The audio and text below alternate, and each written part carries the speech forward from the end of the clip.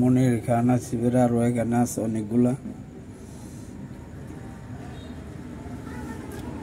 মমতাজ আছে, শান্ত আছে, ভারতের হিট গান আছে, বাংলা আসিফের গান,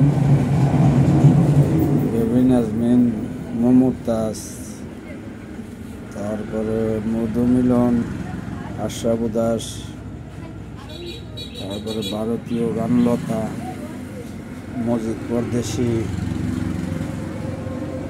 লিটন সরকারের আছে, শক্কর, অমর সঙ্গী, সাবিন ইয়াসমিনের গান, মান্নার গান। এখানে অনেকগুলা ক্যাসেট আছে, দেখেন যদি লাগে ফোন করবেন, আলাপ করে ফোনের মাধ্যমে যোগাযোগ করে নিতে পারবেন।